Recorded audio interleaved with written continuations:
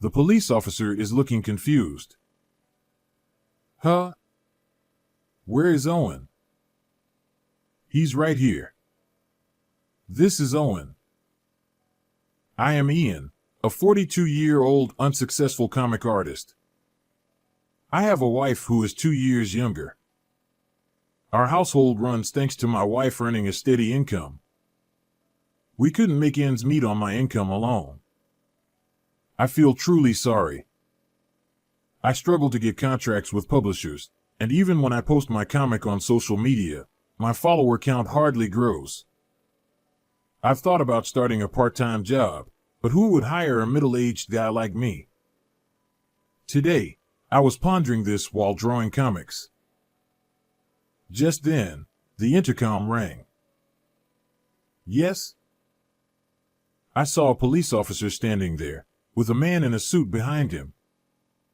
Wondering what this serious atmosphere was about, I opened the door. The police officer showed me a document. Owen is your son, right? We have an arrest warrant for him. It was an arrest warrant. They said my son had committed fraud. That must be a mistake. Owen committing fraud. When I listened, I learned that Owen had swindled $300,000. That can't be true. I was filled with disbelief. The suddenness of it made my stomach hurt. Can I take some stomach medicine? No. Are you trying to destroy evidence? I'm not. Besides, there's no evidence to destroy since there was no fraud. I forcibly went back to the kitchen and took my stomach medicine. I called out to Owen in the back room, but he didn't respond.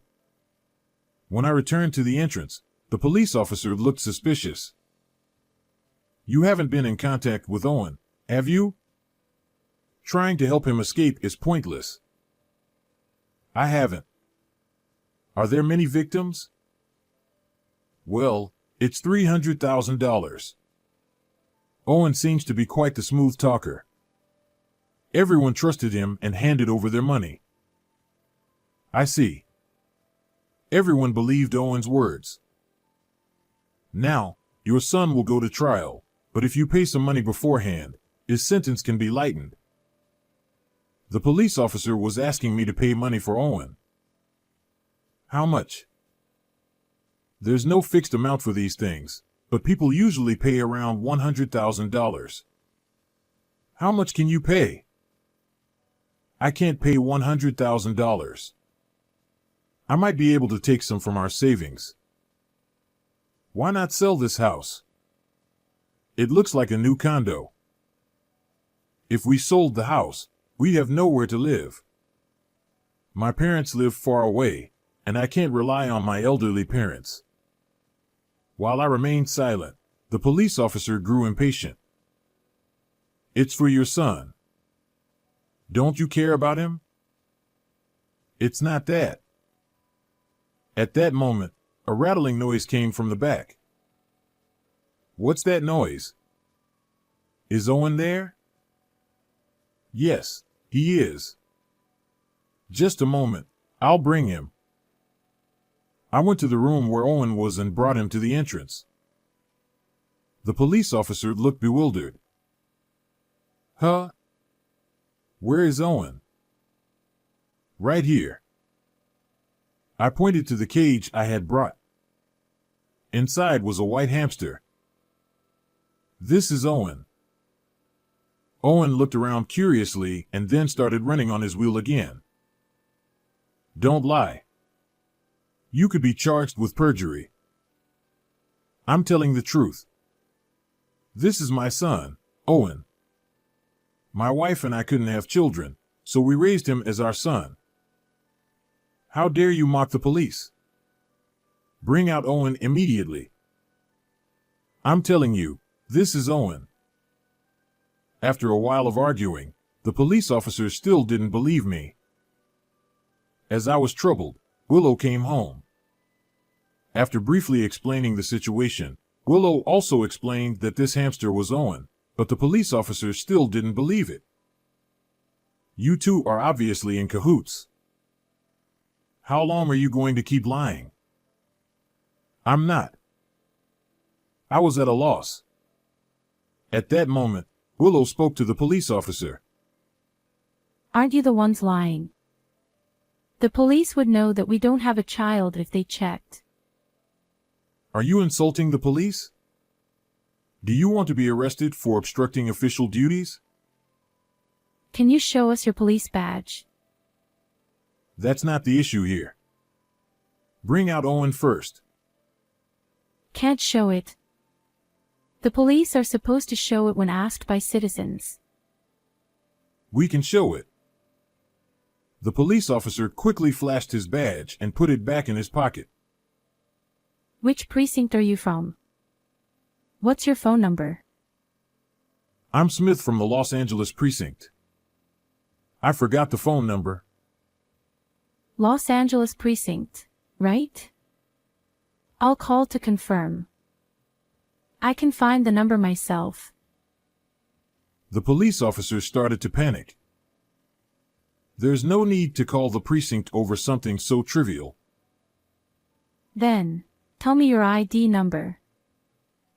My ID number is 54321. And you? Willow asked the other man. I'm 23456. That's strange. ID numbers are supposed to be 7 digits long. We were recently transferred, so we haven't memorized them yet. Yes, same year. We just got them. ID numbers don't change. And no police officer would fail to answer immediately. Willow laughed. Police officers are supposed to know their ID numbers by heart and can answer immediately when asked. Knowing that people might impersonate police, it's a good idea to ask for ID numbers. That's not true. Police officers are human too. The officer kept making poor excuses. Just then, our elderly neighbor walked by. Oh, Owen, long time no see. When the neighbor called to Owen, the hamster, well acquainted with her, made a squeaky noise. Seeing this, the police officer asked, "Is this hamster really Owen?" Yes, of course. He's Ian and Willow's beloved son. After the neighbor left, the two fake police officers were clearly flustered. Naming a pet like a human. It's not that unusual.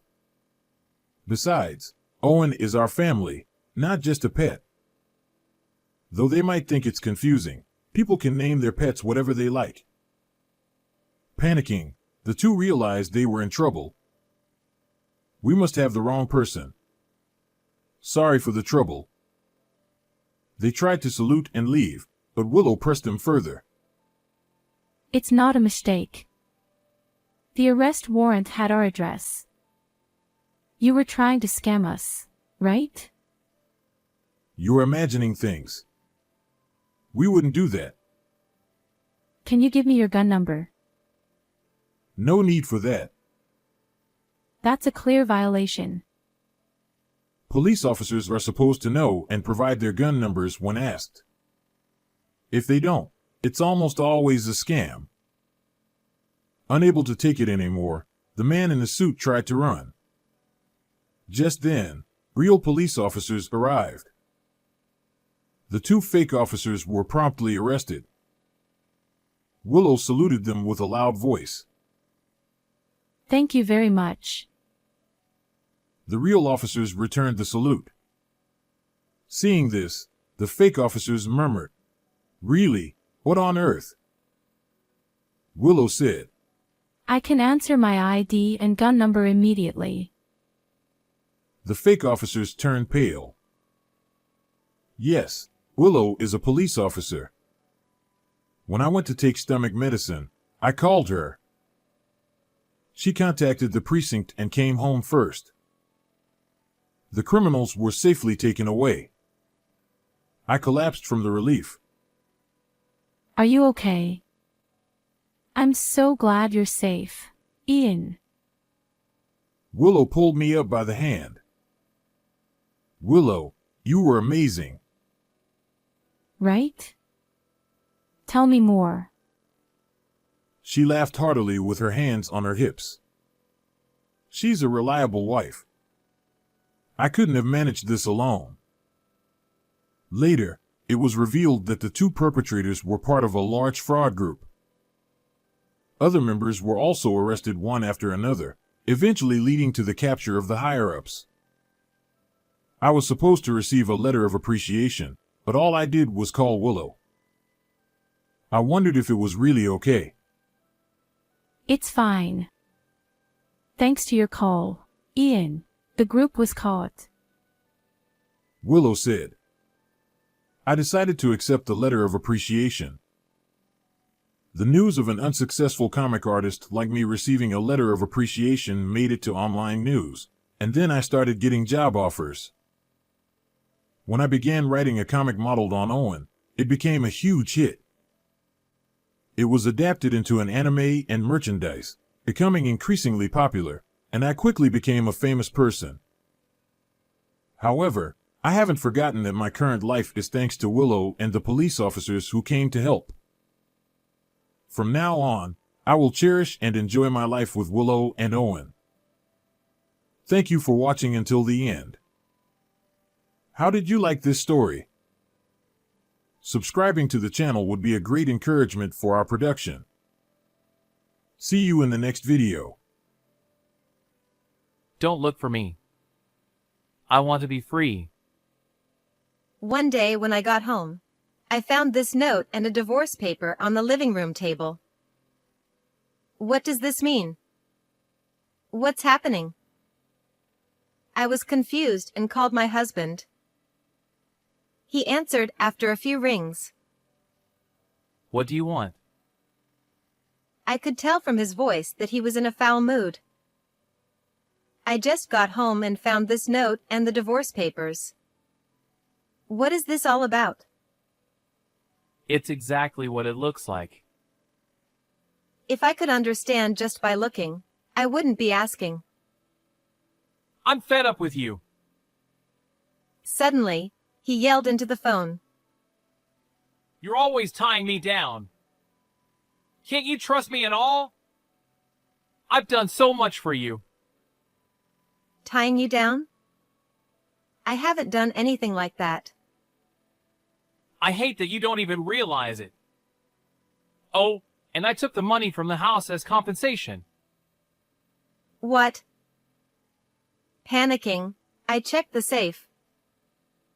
As he said, the $5,000 I had set aside for recent plumbing repairs was gone. I was stunned by his unbelievable behavior. Moreover, he claimed I was tying him down, but we are both full-time employees, leading such busy lives that I hardly have time to restrict him. It's not uncommon for us to end the day without even having a proper conversation. Talking over the phone won't solve this. Please come home. No way! I'm going to enjoy my freedom. Wait, please. Ignoring my plea, he hung up the phone. As I stood in the living room in a daze with my smartphone in hand, the doorbell suddenly rang. The sound echoed loudly through the empty house. Yes. Wondering who it could be at a time like this, I looked at the intercom screen and saw my mother-in-law standing there. Nancy, can I come in for a moment? She looked angry and entered the house before I could invite her in. Jason just called me. He said he was leaving this house for a while. What did you do to him? What? I was startled that my husband, who had left a note and disappeared, would call his mother. She glared at me as if I were her worst enemy. What exactly did Jason say? He said he's fed up with you. And he told me all about you. You're always out having fun instead of doing housework, aren't you? No, that's not true. It's true that I don't do much housework, but that's because I have a job. Before we got married, Jason and I talked about this thoroughly and we both agreed on it. We'll both work hard and save money for a while. We'll think about kids and the house later. Jason did say that. We also promised to share the housework, but he never helped once. I would manage to do the minimum chores in my spare time. I tried to explain this to my mother-in-law, but before I could open my mouth, she opened the balcony door without asking. You left the laundry hanging out until this hour. And what's with this flashy underwear? Are you cheating on my son? No, I'm not. Then why are you wearing these? My precious son. How dare you? She hysterically yelled and grabbed my underwear from the drying rack, throwing it at me. You haven't even cleaned properly. And what's with all this pre-cooked food? You're just being lazy. She opened the refrigerator without permission and ruthlessly threw away the food I had prepared on my day off. Please, listen to me. Who would listen to you? When Jason comes back, I'm making sure he divorces you. And be prepared for alimony. With that, she left. I was left in shock by her cruel words and actions. I'm so tired of this. How did it come to this? When we were dating, my husband was so kind and caring. Despite feeling drained by my mother-in-law's sudden visit, I couldn't just leave things as they were. I took a deep breath and called my husband again. Jason, please come home. Shut up!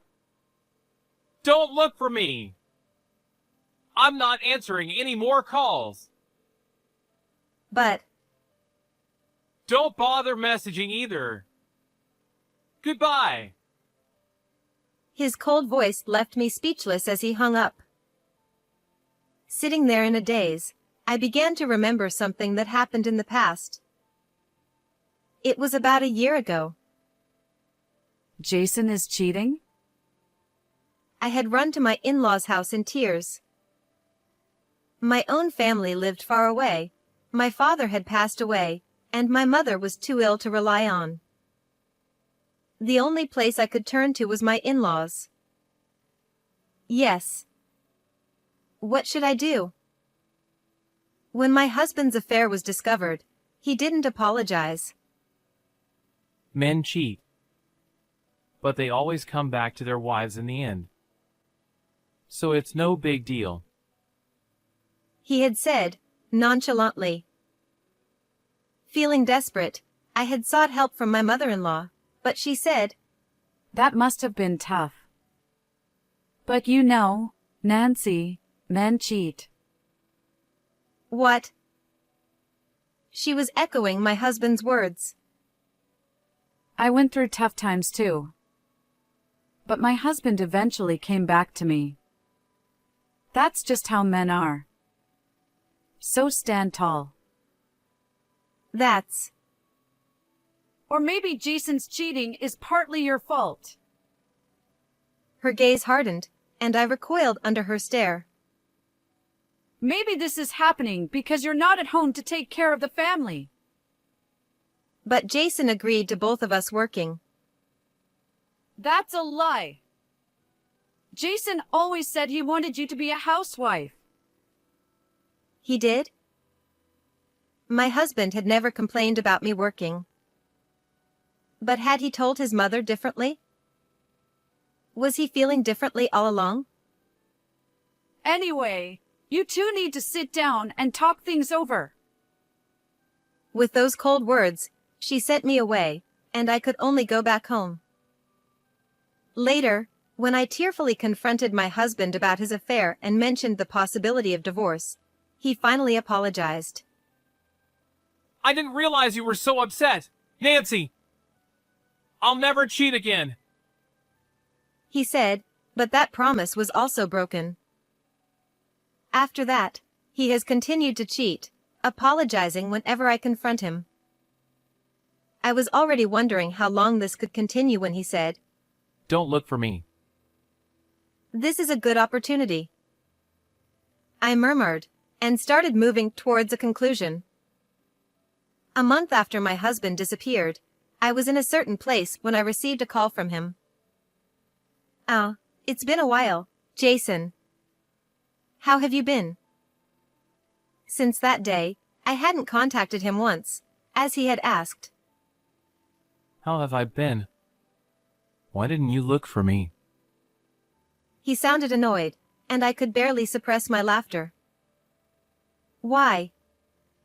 Because we're strangers now. What? You left the divorce papers behind when you left, remember? I submitted them to the city hall that very day. What? His scream was so loud that I had to hold the phone away from my ear. Calm down. Don't yell out of nowhere. You submitted the divorce papers? Yes. You were so fed up with me that you disappeared. Isn't that what you wanted? But... I mean, it's not the first time I've left. True. How many times has it been since we got married? Each time, I worried like a fool. Then this time, too. But this time, you even left the divorce papers. You wouldn't have written something like that as a joke, would you? Oh. Well, that was... Or are you saying that your past disappearances and even writing the divorce papers weren't serious? He was clearly flustered. His disappearances were essentially just a childish game. At first, I genuinely worried, but once I realized his actions were just to get my attention, I grew indifferent. His repeated infidelities were likely for the same trivial reason, to provoke my jealousy. My outward confusion over my husband's actions was just an act. During his latest disappearance, he told my mother-in-law strange things over the phone, causing her to storm into our home. I had to pretend to be flustered. But while I played the role of the long-suffering wife enduring her husband's antics, I was secretly preparing to file for divorce and move out. Oh, and by the way, I've moved out of the house. I sent all your belongings to your parents' house, cash on delivery. By now, your mother must be quite surprised by all the packages. What? You did that without my permission? Without your permission? That's funny. I was the one renting that apartment. In fact, the house we lived in was rented under my name, and I paid all the bills. In return, my husband promised to save his income for a future home, but that money likely went towards his affairs. But that house was mine too. How could you just move out? You abandoned the house when you disappeared. Is there a problem? Of course there's a problem. Where are you now? Why would I tell you? We're strangers now. When my husband left the divorce papers and disappeared, I saw it as an opportunity. I immediately filed the papers and contacted my strong brother and dependable sister. My brother swiftly handled the moving preparations, and my sister, who works in real estate, found me the perfect place, which I quickly rented. My husband had no idea, but I had been preparing for this moment for a long time, so everything went smoothly. I was now living in a small, single-occupancy apartment far from the house I had left behind. It had a secure entry system, making it safe, and it was well outside my husband's usual haunts, so he wouldn't easily find me. Are you serious? Are you really leaving me? My husband's voice came weakly through the phone. I'm not leaving you. I already left. I'm completely fed up with you. I swear, I won't disappear again. I promise. It's too late for that. I'll stop fooling around too. I just wanted to make you jealous, but losing you completely. Ah, so your infidelities were for that reason, too. Aw, He regretted slipping up, but his affairs didn't matter to me anymore. I used to hate you more than anyone in this world, but now I don't even care. I'm sorry. My honest words left him speechless. you can't be serious? Why would I lie? Wait, please. Let's talk this through. I asked to talk many times, but you refused. There's nothing left to discuss. This call is just a waste of time. Please, Nancy. I love you. Well, that's your problem. I don't feel anything for you. And with that, I hung up. There was no reason to talk to my husband, my ex-husband, any further, so I blocked his number. Finally, I'm free. Time to enjoy my freedom. I shouted this joyfully in my new apartment, feeling a profound sense of relief. Now, for the rest of the story. Having lost his place to live, my ex-husband had no choice but to move back to his parents' house. His belongings were piled up in front of the house, and the neighbors were whispering about it. My former mother-in-law was furious and confronted him upon his return. Her yelling was so loud that everyone in the neighborhood found out he had been dumped by me. Additionally, my ex-husband tried to shift the blame, saying, It's because Mom bullied my dear wife that this happened. as a result, it became known that my former mother-in-law had been mistreating me, and she was ostracized by the neighbors, leading to a lonely life.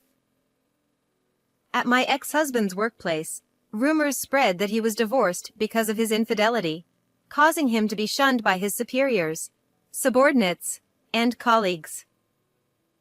Left with nowhere to turn, he sought comfort from his mistress, but she dumped him as soon as his money ran out. It turned out that I had been paying all the living expenses, and without my financial support, he quickly ran out of money. Now, with no one to rely on, my ex-husband spends his days like an empty shell. It's a classic case of reaping what you sow. Meanwhile, I'm thoroughly enjoying my newfound freedom as a single woman. My sister has offered to introduce me to someone nice, but I want to enjoy this freedom a little longer. If I meet someone one day who I feel I want to share my life with, I might consider marriage again.